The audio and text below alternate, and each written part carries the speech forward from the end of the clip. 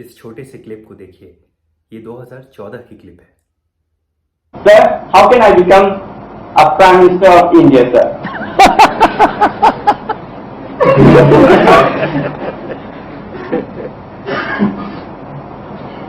2024 के चुनाव की तैयारी करो।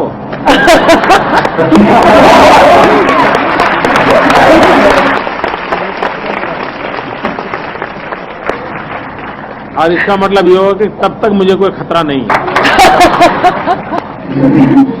आप में से कोई है जो 2014 में क्लास 9th या क्लास 10th में पढ़ता था या क्लास 11th 12th में पढ़ता था और आज 27 या 28 साल का है और 2024 में चुनाव लड़ना चाहता है? नहीं लड़ सकते आप। केवल आप वोट डाल सकते हैं और उससे ज़्यादा आप कुछ नहीं कर सकते। इतने सालों में जो देश का युवा फ्रस्ट्रेटेड रहा है उसका एक बहुत बड़ा कारण ये है कि बचपन में हम तमाम तरीके की ड्रीम्स दिखा देते हैं बच्चों को और ड्रीम्स की गुट्टी पिलाकर उन्हें बड़ा करते हैं और जब वो बच्चा बड़ा होकर युवा बनता है तो उन्हें ये दिखता है कि जो भी ड्रीम्स उन्हें दिखाई गई थी, जो सपने दिखाए गए थे बचपन में, वो उनके लिए नहीं है। और जब आप बच्चे से युवा बन जाते हैं तो आप चुनाव लड़ नहीं सकते, केवल आप चुनाव में जाकर वोट कर सकते हैं। भारत के जितने भी आज सीईओज विश्व के बड़ी बड़ी कंपनीज में काम कर रहे हैं, काम नहीं कर रहे हैं, लीड कर रहे हैं, उन्हें फुल फ्रीडम दिया गया है अपनी पॉलिसीज़ को, स्ट्रैटेजीज़ को, विज़न को इम्प्लीमेंट करने का।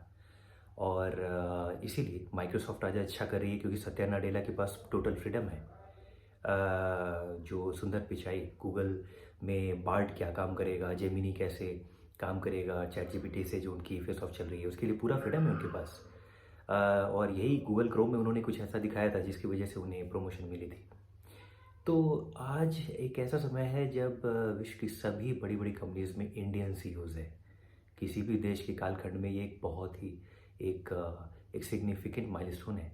ऐसा कभी नहीं हुआ कि किसी एक देश से बड़े बड़े सीईओज पूरे विश्व की बड़ी बड़ी कंपनीज को लीड कर रहे हैं। शायद दुनिया की सभी बड़ी कंपनीज के सीईओ इस समय इंडियन है।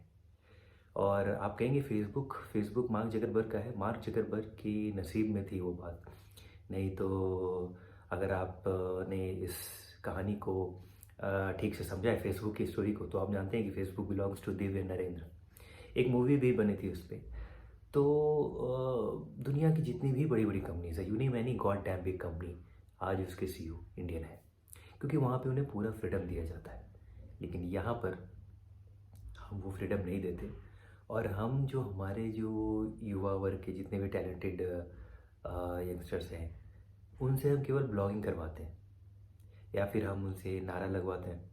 अब यूथ में एक ओज तो अपना होता ही है, तो यूथ के फेज़ में भाषण देना, ब्लॉगिंग करना, नारा लगाना, इसमें कौन सी बड़ी बात है? कोई भी कर सकता है युवा वर्ग में इस फेज़ में।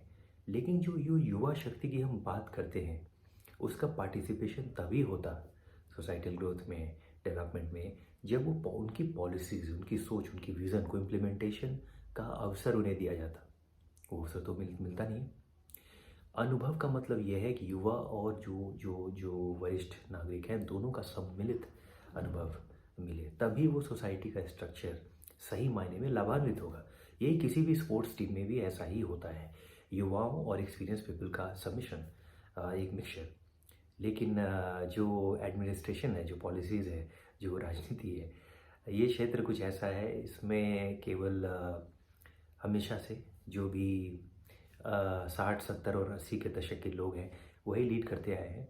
और जिन्हें वास्तव में भविष्य देखना है और भविष्य की दुनिया देखनी है, उनसे केवल अधिक से अधिक ब्लॉगिंग करवाई जा सकती है या उनसे नारा लगवाया जा सकता है और या वोट उन्हें डालना होता है, ये वो वही कर सकते हैं। तो क्या आप में से कोई है जो 2014 में काफ़ी बड़े बड़े सपने देखता था और इस तरह के सवाल पूछता था और आज वो ये पाता है कि हाँ, वोटिंग कार्ड तो मेरे पास है, मैं वोट गिरा दूंगा? तो ये चीज़ हमारी बहुत बड़ी एक भूल रही है कि बचपन के ड्रीम्स युवावस्था की फ्रस्ट्रेशन बन जाती है।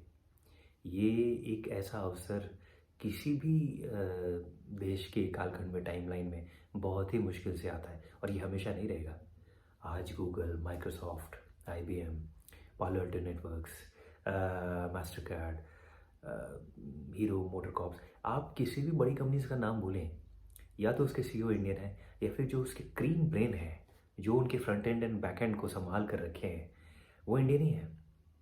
और ये दौर बाद में फिर पता नहीं कब देखने को मिले, लेकिन इस समय भी जब ये प्रूव हो चुका है कि यहाँ की युवा शक्ति में वो बात है जो दुनिया के किसी भी ग्रुप ऑफ पीपल में वो बात नहीं है, फिर भी ऐसे समय में भी हमारे यहाँ की ये युवा शक्ति केवल पीछे बैकग्राउंड में है और केवल पॉन्स बनकर रह जाती है।